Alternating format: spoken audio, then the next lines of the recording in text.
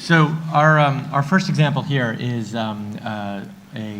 kind of thing that's happened to quite a large number of companies at this point. So I don't even have to call it an anonymized example of something real. It's an anonymized example of probably 50 real things. But essentially, one of the things that hackers are after, not the only thing, but one of the things essentially is to make money. And one of the easiest ways to do that is to steal credit card data. And if you pause and think about it for a second, one thing that's kind of scary about this is that this isn't a problem that affects just the banks. It's a problem that affects almost any, or basically any company that takes credit cards, which is to say almost any consumer-facing company. The hackers have gotten much smarter over the years, so they don't necessarily go and target the largest companies, though they've been known to. They'll also target sort of medium-sized companies, you know, your regular high street company that might have a dozen branches, probably has tens of thousands of credit cards, maybe more. And there's a very sophisticated trading system that exists on the internet for people who are in the business of buying and selling credit cards. There's sort of a regular, I guess, game almost, wherein the US or other governments go and look for these credit card trading sites. They're essentially literally eBays for fraud. They're not related to eBay in any way, but they have modeled themselves after eBay. And they essentially, you can go on if you know the right people and can figure out how to get onto them. There was one for a while called Shadow Crew. There have been some other ones as well. That essentially, you go on, you say, okay, I'd like to buy 10,000 credit cards that have a high degree of likelihood of not failing on me. And you can buy those usually for a couple dollars a credit card. And then there are various ways you can try to turn that credit card information into money. From the company's perspective, one of the things that tends to be tricky about this is that they're trying to steal the credit card information. Obviously, the sooner the world learns that this credit card information has been stolen, the more rapidly the credit card numbers get shut down. So what that means in part is that they're probably going to be subtle about it, which means that the person being breached won't necessarily know right away that they have been breached. We'll talk a little bit some other examples where the opposite may be true, where the people are actually trying to flag the fact that they've done this to you, which at least has the advantage that you know about it. Of course, everyone else knows about it too, so that's not always that good an advantage, but in this instance, they're probably not trying to alert you. You may first find out when someone else figures out that there seems to be a large nexus between your customers and people who are being defrauded.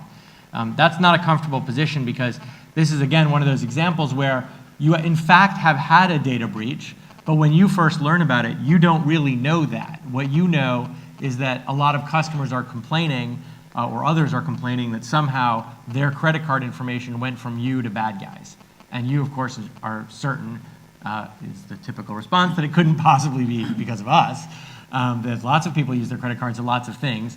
When it eventually comes out that it was your systems that were breached, it's both very daunting to try to figure out how you're going to figure out what happened, make sure that the breach is over, and then, of course, also trying to figure out who you have to notify and how you're going to do that.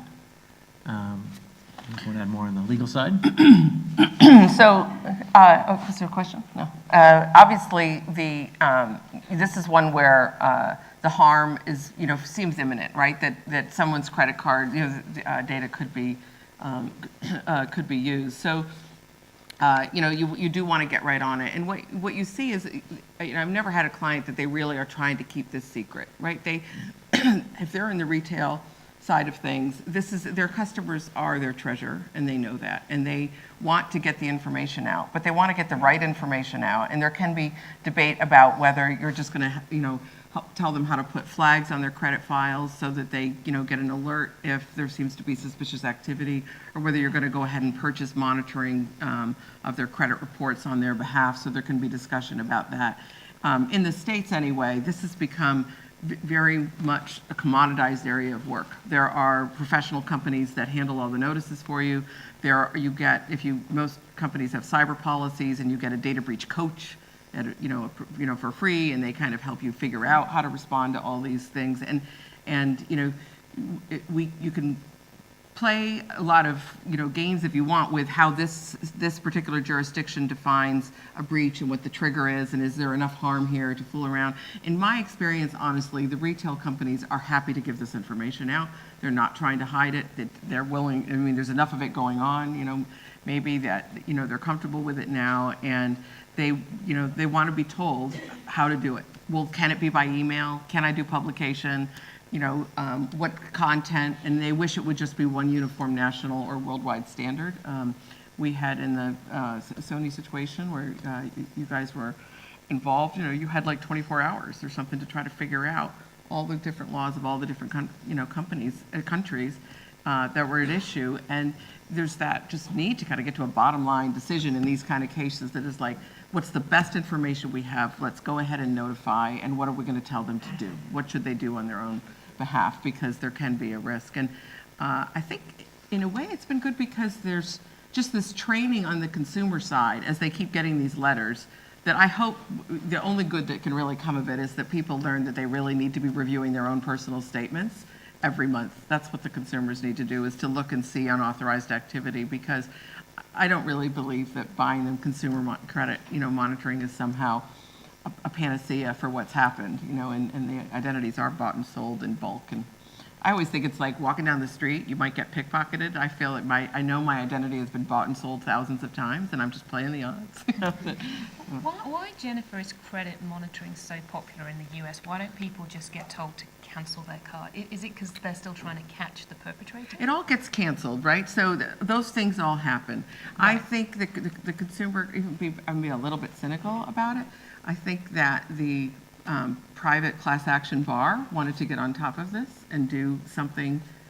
Well, that's bad. What's happened? And it's affected millions of people all at the same time. That sounds like a great class action lawsuit. And so there's a lot of litigation around the issue of standing and injury and harm. Have you really been harmed? And so they borrowed from toxic torts, and where it's been established that if you went into, the groundwater was contaminated, and perhaps the population was at risk of developing cancers, that they could be monitored. They would get these medical monitoring.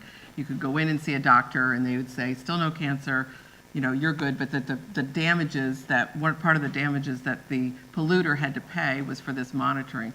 It doesn't really have anything to do, apart from harm and injury doctrine, with consumer credit monitoring, but it's something that they hooked on. It's not a bad thing, right? It's fine. I think it's good for people to be more actively engaged with their monitoring, but I've never thought it's a very tight fit between harm and remedy. Certainly not when you're dealing in the credit card context. I think it's Right. a little bit different than what's stolen in the US are social security numbers, Right. which are sort of like your national health insurance numbers. But one problem is that in the US, social security numbers are given to grant any kind of credit. So if you apply for a mortgage or a new credit card or anything.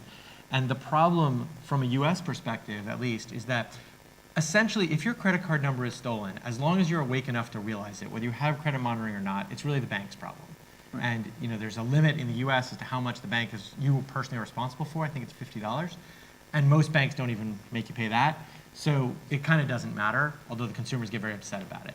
If someone steals your social security number and then goes and buys a house in Minnesota using your credit, you have almost no way of knowing, and getting out of that when that person defaults on the loan is extraordinarily difficult in the US. So I think that's what it's based on.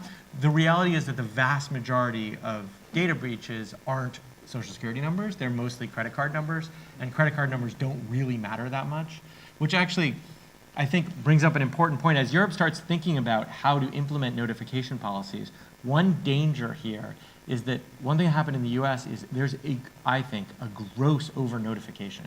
So when you're living in the US, you get a letter practically once a week from some company you barely heard of who apparently lost your data. You didn't even know they had. And it's not clear what data they had that got lost. So at first, everyone went into a panic about these. Now, I think people sort of treat them like junk mail. I mean, you just don't know what to do with it. Okay, yet somebody else lost my data. Right. It's not actionable. There's nothing you can do about it. And I think that to some extent, if Europe isn't careful in how they define the notification requirements, they'll repeat that mistake, and suddenly it becomes just sort of background noise that there's been another breach. It's sort of meaningless.